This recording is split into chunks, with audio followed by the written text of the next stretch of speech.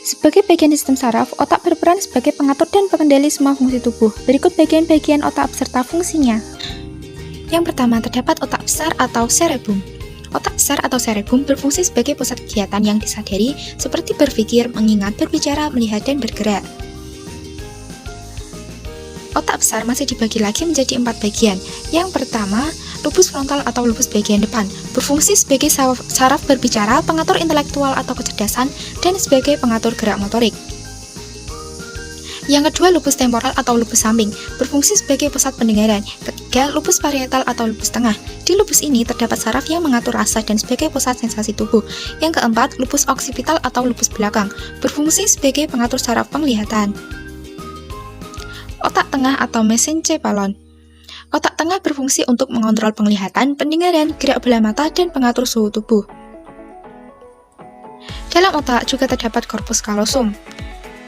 Corpus callosum adalah seikat serabut saraf yang terdapat di antara belahan otak kiri dan kanan.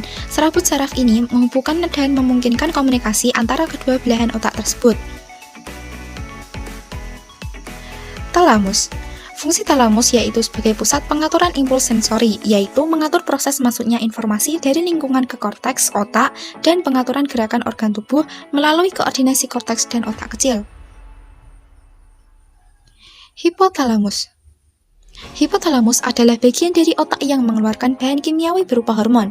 Fungsi hipotalamus yang paling utama adalah homeostasis, yaitu memastikan dan mempertahankan semua sistem tubuh berjalan stabil. Otak kecil atau cerebellum. Otak kecil atau cerebellum berfungsi mengatur keseimbangan tubuh dan mengkoordinasi kerja otot ketika bergerak. Batang otak. Pada batang otak terdapat 2 bagian, yakni pons, berfungsi sebagai pusat koordinasi gerak otak dan keseimbangan, dan juga terdapat medulla oblongata atau sumsum lanjutan, berfungsi sebagai penghubung otak kecil kanan dan kiri, penghubung otak besar dan sumsum tulang belakang. Sekian penjelasan dari saya, semoga bermanfaat. Terima kasih. Wassalamualaikum warahmatullahi wabarakatuh.